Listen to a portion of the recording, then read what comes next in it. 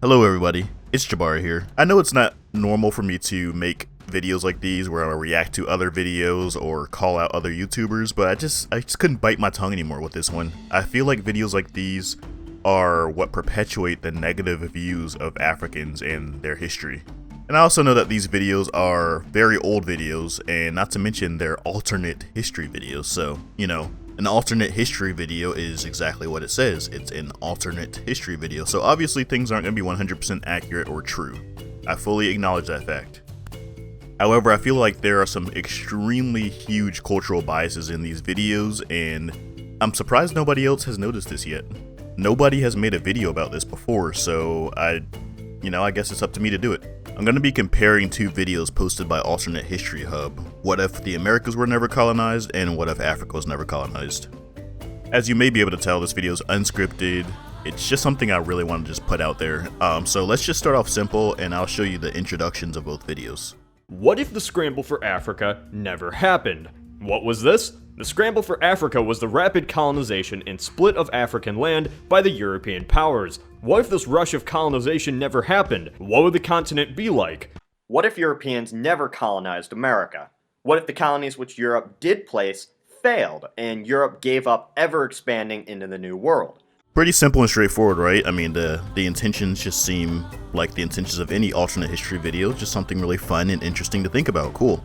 I saw the video, I thought it sounded interesting, so I clicked it, just like most other people do.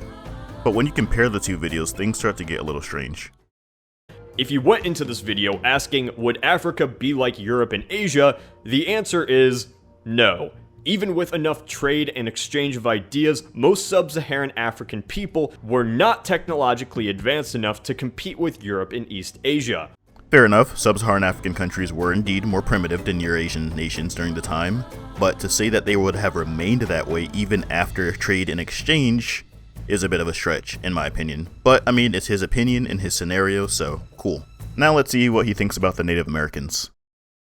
Eventually, trade with East Asia and Europe would introduce new technologies and animals into the continent, and tribes would quickly grow into nations. So this is where I start to get confused. They say that Native Americans would quickly adopt Eurasian technology and build states and huge cities and civilizations, despite the fact that the majority of them were hunter-gatherers or agrarian farmers, with a few exceptions such as the Mesoamericans and the Inca. The overwhelming majority of Africans, on the other hand, were farmers. They all had cattle, they had horses in the western and northern parts of Africa, and all of them used iron and steel weapons for thousands of years. And there were literally hundreds of kingdoms all throughout Africa, all throughout its history. So why would the Africans who were more technologically advanced and had more old world resources such as horses and cattle remain primitive, but the Native Americans become advanced? In this alternate timeline, Africa's relationship to the world would be complex and odd. Spurred by Europe's trade, kingdoms would be across the coast waging war against one another. So Africa's relationship with the world would be really weird, and the only thing that would really happen is exchange in firearms, which Africans would use to conquer areas within the continent.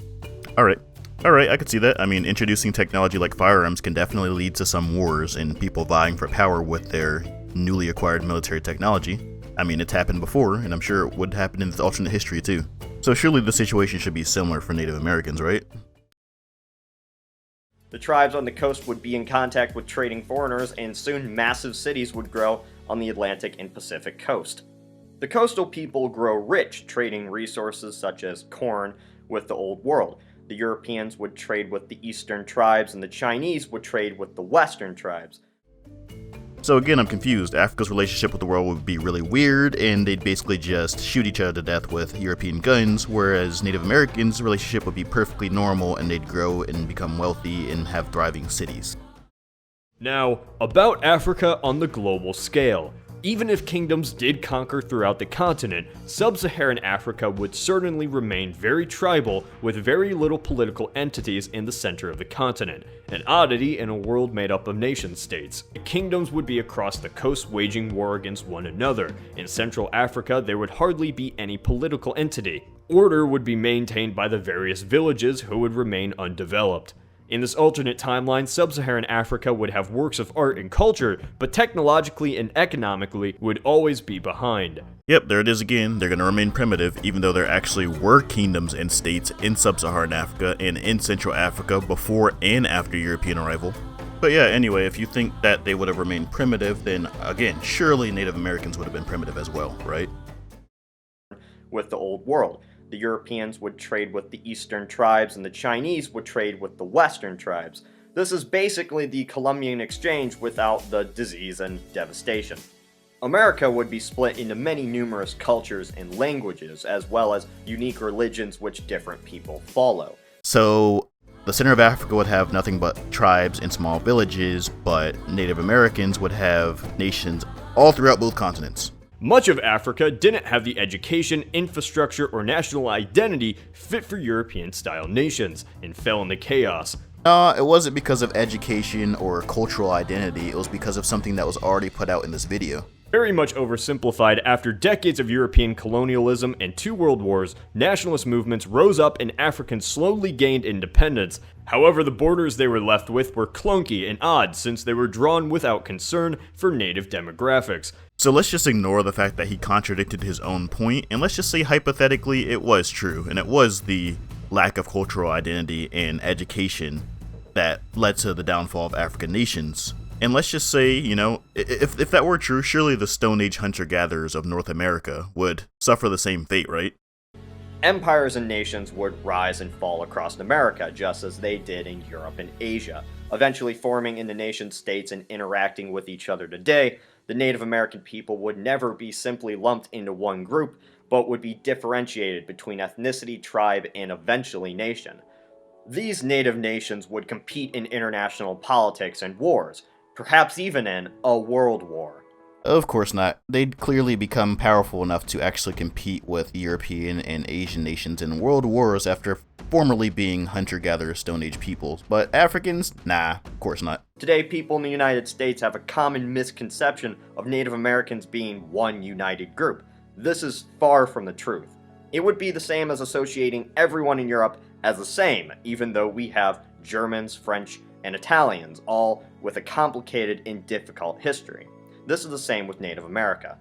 If Europeans never colonized and invaded America, the native nations and tribes would continue to interact and trade. I completely agree 100%. I mean, people do the same thing with Africans too. They just refer to Africans as Africans. They don't acknowledge the 54 countries that exist on the continent, nor do they really factor in the thousands of languages and ethnic groups that exist within these 54 countries. The negatives is the mass violence itself. Europe would give modern weapons to native kings. We saw this terrible violence happen with Africans capturing Africans, Africans capturing Africans capturing Africans capturing Africans for the slave trade, and in the Americas with the natives. It would happen at a much larger scale in Africa with modern equipment supplied. Throughout the video with the Native Americans, he stresses constantly the importance of distinguishing the several different unique peoples and cultures of the Americas, but he continuously lumps all Africans together in his African video. Like, rather than distinguishing enemy nations and their rivals, he just says Africans capturing Africans. If it were Europeans, as he so generously added in his Native American version of this video, they would have clearly distinguished between French capturing Germans or Spanish capturing Polish, or so on. You would never hear them say Europeans capturing Europeans. Even his little silly characters are all unique in appearance compared to one another. The European ones, the Arabic ones, the Native Americans all throughout his video have unique appearances, but the African ones are all just various shades of brown. Despite the fact that Africa quite literally has over 1,000 different languages and ethnic groups and 54 different countries. Lastly, one thing that I just absolutely cringed on was how he constantly said European and East Asian. Like, where does East Asia come in? The Europeans would trade with the Eastern tribes and the Chinese would trade with the Western tribes. We're not technologically advanced enough to compete with Europe and East Asia. Eventually trade with East Asia and Europe. The greatest East Asian explorers were the fleets of Zheng He in China. Arabs were much better explorers, exploring farther and wider lands than East Asians ever did.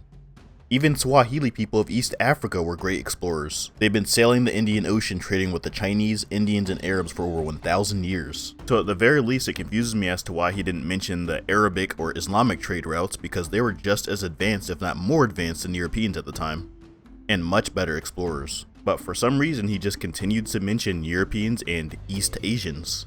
So guys, in conclusion, I really like alternate history videos, and I really like this channel, Alternate History Hub's videos. And if these two videos were posted on different channels, you know, completely different opinions, then I probably wouldn't be as bothered about it, but it's the same channel and it's the same channel, so it should be consistent, but instead they're literally comparing, you know, Iron Age peoples who have horses, cattle, agriculture, and connections to Europe and Asia. They're comparing them to completely isolated people who are using stone tools and were largely hunter-gatherers. They're comparing those two and then saying the latter would be rich and successful and build nations, while the former would just fall into a state of chaos and brutally murder each other and not really progress anywhere technologically. And on top of that, I doubt they even acknowledge what they were doing, hence how they continuously kept tossing Africans in this box of tribal people, primitive people, all the while completely ignoring the fact that Europeans found several centralized kingdoms all around Africa. Anyway guys, like I said, this isn't my usual style of video. If you enjoyed it, let me know and I will make more of these. If not, then I will never make a video like this again. Also, if you enjoyed my video and would like to make a request of your own, or just simply would like to support my channel, you can do so by becoming a patron, which I'll leave a link to below in the description. If you'd like to join a community of other fellow history lovers, by the way, you can join my Discord, which I'll also leave a link to below in the description. Thanks for watching, I hope you enjoyed the video, and always remember, we don't come from nothing.